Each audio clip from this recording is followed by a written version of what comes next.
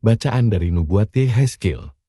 Tuhan bersabda kepadaku, "Hai anak manusia, engkau tinggal di tengah-tengah kaum pemberontak. Mereka mempunyai mata, tetapi tidak melihat.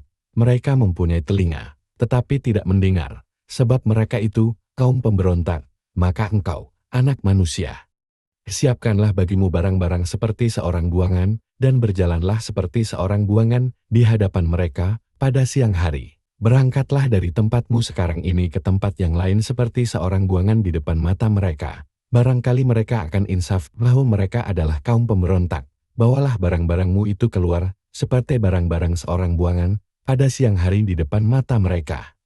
Dan engkau sendiri harus keluar pada malam hari di depan mata mereka, seperti seorang yang harus keluar dan pergi ke pembuangan.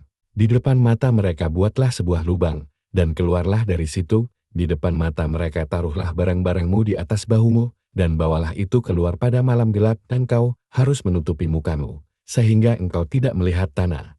Sebab aku membuat engkau menjadi lambang bagi kaum Israel. Lalu kulakukan seperti diperintahkan kepadaku, aku membawa pada siang hari barang-barang seperti perlengkapan seorang buangan, dan pada malam hari aku membuat lubang di tembok dengan tanganku. Pada malam gelap aku keluar dan di hadapan mata mereka aku menaruh barang-barangku ke atas bahuku. Keesokan harinya, turunlah sabda Tuhan kepadaku, "Hai anak manusia, bukankah kaum Israel, kaum pemberontak itu bertanya kepadamu, apakah yang kau lakukan ini? Katakanlah kepada mereka, beginilah sabda Tuhan Allah, ucapan ilahi ini mengenai Raja di Yerusalem dan seluruh kaum Israel yang tinggal di sana. Katakanlah, aku menjadi lambang bagimu. Seperti yang kulakukan ini, begitulah akan berlaku bagi mereka. Sebagai orang buangan mereka akan pergi ke pembuangan, dan raja mereka akan menaruh barang-barangnya ke atas bahunya pada malam gelap, dan akan pergi keluar. Orang akan membuat sebuah lubang di tembok supaya baginya ada jalan keluar, ia akan menutupi mukanya, supaya ia tidak akan melihat tanah itu." Demikianlah sabda Tuhan. Syukur kepada Allah. Referen, janganlah kita melupakan karya-karya Allah.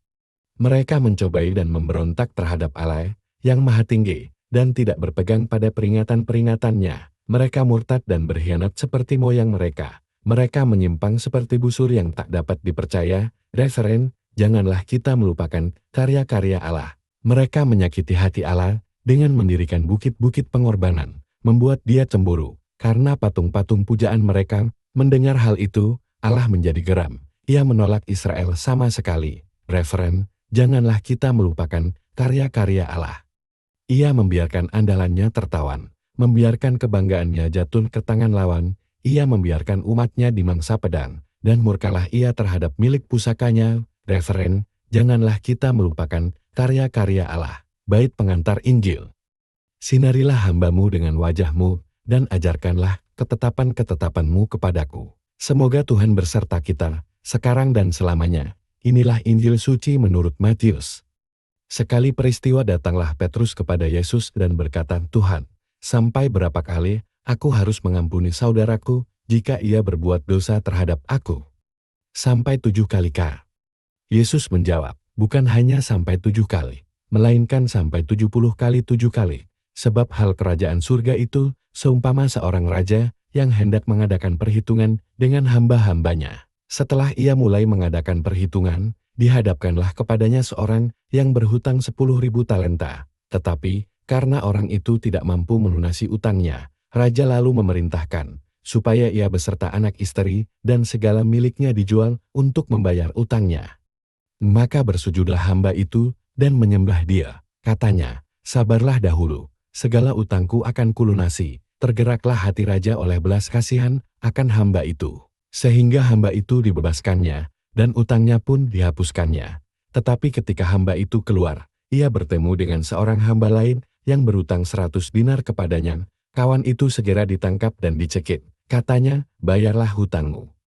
Maka sujudlah kawan itu dan minta kepadanya, 'Sabarlah dahulu, utangku itu akan kulunasi.' Tetapi ia menolak dan menyerahkan kawannya ke dalam penjara sampai semua utangnya ia lunasi. Melihat itu kawan-kawannya yang lain sangat sedih, lalu menyampaikan segala yang terjadi kepada tuan mereka. Kemudian raja memerintahkan memanggil orang itu dan berkata kepadanya, 'Hai hamba yang jahat, seluruh utangmu telah kuhapuskan karena engkau memohonnya. Bukankah engkau pun harus mengasihani kawanmu seperti aku telah mengasihani engkau?"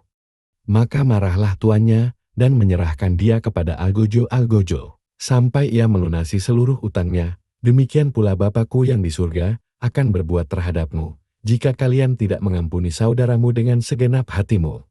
Setelah Yesus selesai dengan pengajarannya, berangkatlah ia dari Galilea dan tiba di daerah Yudea, di seberang sungai Yordan. Demikianlah sabda Tuhan. Terpujilah Kristus.